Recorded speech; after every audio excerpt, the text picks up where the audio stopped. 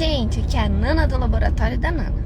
E hoje, na nossa jornada juntos, nós vamos ouvir os capítulos 14 a 17 do livro de Isaías. E após, eu vou compartilhar uma reflexão com vocês. Vamos lá?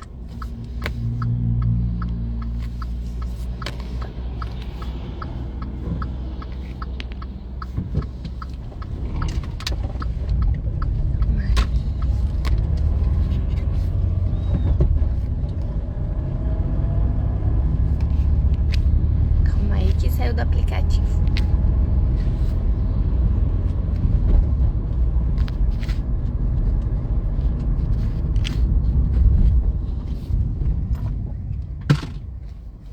Aqui.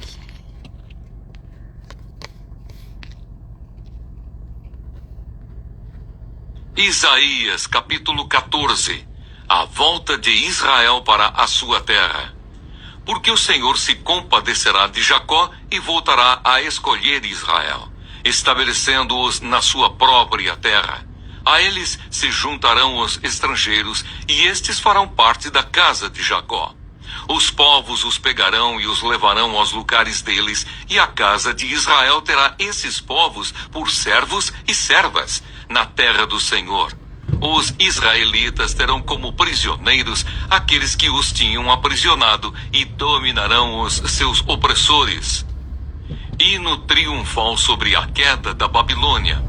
Povo de Israel, no dia em que Deus vier a dar-lhe descanso do sofrimento, das angústias e da dura servidão que lhe foi imposta, você proferirá esta sátira contra o rei da Babilônia. Como cessou o opressor? Como acabou a tirania? O Senhor quebrou o bastão dos ímpios e o cetro dos dominadores, que feriam os povos com furor, com golpes incessantes, e com ira dominavam as nações, com perseguição irreprimível. Agora toda a terra descansa e está sossegada. Todos dão gritos de alegria.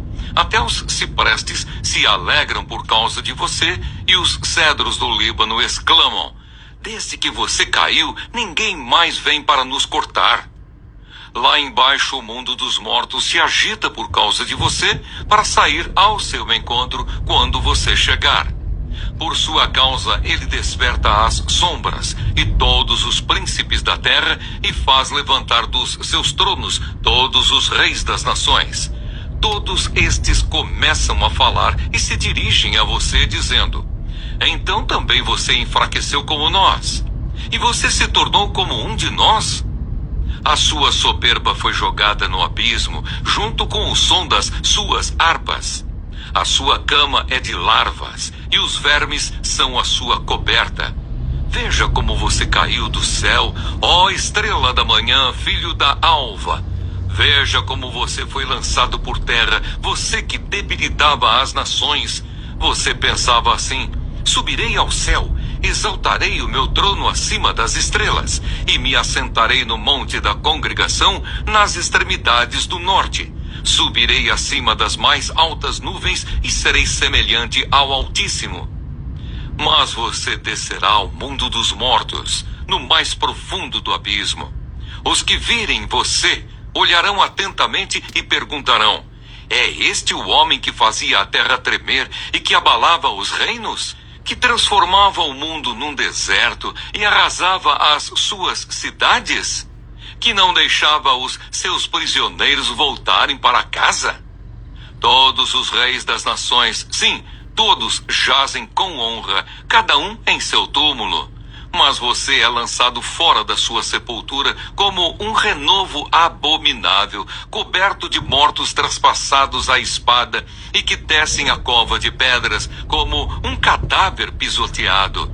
Você não se reunirá com eles na sepultura, porque você destruiu a sua própria terra e matou o seu próprio povo. A descendência dos malfeitores jamais será nomeada. Preparem a matança dos filhos dele, por causa da maldade de seus pais, para que esses não se levantem, tomem posse da terra e encham o mundo de cidades. Eu me levantarei contra eles, diz o Senhor dos Exércitos. Acabarei com o nome e os sobreviventes da Babilônia, com os seus descendentes e a sua posteridade, diz o Senhor. Farei dela a habitação de ouriços e um lugar de pântanos. Vou varrê-la com a vassoura da destruição, diz o Senhor dos Exércitos. Profecia contra os assírios. O Senhor dos Exércitos jurou, dizendo: como pensei, assim será, e como determinei, assim acontecerá. Esmagarei a Assíria na minha terra e nas minhas montanhas a pisarei, para que o seu jugo se afaste de Israel e a sua carga se desvie dos ombros dele. Este é o plano que foi elaborado para toda a terra, e esta é a mão que está estendida sobre todas as nações. Pois se o Senhor dos Exércitos o determinou, quem poderá invalidá-lo? Se a mão dele está estendida, quem a fará voltar atrás? Profecia contra os filisteus.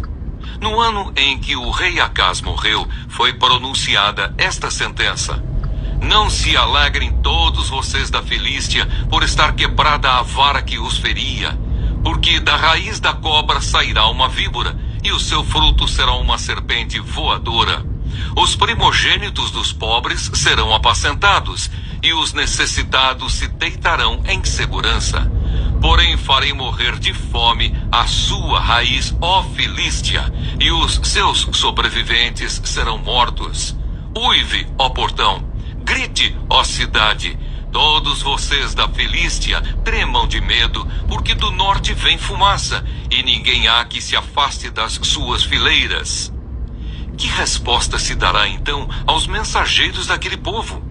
O Senhor fundou Sião, e nela os aflitos do seu povo encontram refúgio. Isaías capítulo 15. Profecia contra Moabe. Sentença contra Moabe. Certamente numa noite Ar de Moabe foi arrasada, e ela está destruída. Certamente numa noite Kir de Moabe foi arrasada, e ela está destruída. Sobe-se ao templo e a Dibom, aos lugares altos, para chorar. Por Nebo e por Medeba, Moabe lamenta. Todas as cabeças são rapadas e toda a barba é cortada. Nas ruas andam vestidos de panos de saco. Nos terraços e nas praças todos pranteiam, desatando-se em lágrimas. Tanto Esbom como Eliale andam gritando. Até Jaza se ouve a sua voz. Por isso, os soldados de Moabe clamam. A sua alma treme dentro deles. O meu coração clama por causa de Moabe. Os seus fugitivos vão até a região de Zoar e Eclate-Selícia. Vão chorando pela subida de Luite. E no caminho de Oronaim levantam gritos de desespero. Porque as águas de Ninrim desapareceram. Seca-se o pasto, acaba-se o capim e não há mais nada que esteja verde. Por isso, eles mesmos levam a riqueza que adquiriram e guardaram para além do ribeiro dos salgueiros.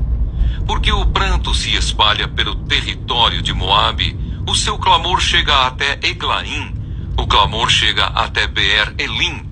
As águas de Dimon estão cheias de sangue, mas trarei ainda mais sobre Dimon. Um leão para atacar aqueles que escaparem de Moabe e os que permanecerem na terra. Isaías capítulo 16. O desespero dos moabitas. Enviem cordeiros ao dominador da terra, desde Selá, pelo deserto, até o monte da filha de Sião. Como o pássaro espantado, lançado fora do ninho, assim são as filhas de Moabe nos vales do rio Arnon. Elas dizem a Judá: dê-nos um conselho, tome uma decisão. Faça com que, em pleno meio-dia, a sua sombra seja como noite para nós. Esconda os desterrados e não revele onde estão os fugitivos. Que os desterrados de Moabe possam morar em seu território. Sirva-lhes de esconderijo contra o destruidor. Quando o homem violento tiver fim, a destruição for desfeita e o opressor deixar a terra, então um trono será estabelecido em bondade e sobre ele se assentará com fidelidade no tabernáculo de Davi alguém que julgue busque o juízo e não tarde em fazer justiça. Ouvimos falar da soberba de Moabe, que de fato é extremamente soberbo. Ouvimos falar da sua arrogância, do seu orgulho e do seu furor, mas todo esse seu orgulho é vão. Por isso Moabe pranteará por Moabe, todos prantearão. Profundamente abatidos hão de suspirar pelos bolos de passas de Kir-Aresete, porque os campos de Esbom estão murchos. Os senhores das nações destruíram os melhores ramos da vinha de Sibma, que se estendiam até Jazer e se perdiam no deserto, ramos que se estendiam e passavam além do mar. Por isso prantearei com o pranto de Jazer pela vinha de Sibma. Eu as regarei com as minhas lágrimas, ó Esbom e Eliale, pois sobre os seus frutos de verão e sobre a sua colheita já caiu o eia dos inimigos. Fugiu a alegria e o regozijo dos pomares, nas vinhas já não se canta, nem há júbilo algum. Já não se pisam as uvas nos lagares, eu fiz cessar o eia dos pisadores. Por isso o meu íntimo vibra por Moabe como se fosse harpa, e o meu coração estremece por Kir-Eres. Quando Moabe se apresentar e se cansar nos lugares altos, quando entrar no seu santuário para orar, nada alcançará. Esta é a palavra que o Senhor há muito pronunciou contra Moabe. Agora, porém, o Senhor diz: daqui a exatamente 3 anos será humilhada a glória de Moabe com toda a sua grande multidão, e o resto que ficar será pouco, pequeno e fraco. Isaías capítulo 17. Profecia contra Damasco e Efraim. Sentença contra Damasco. Eis que Damasco deixará de ser cidade e será um montão de ruínas.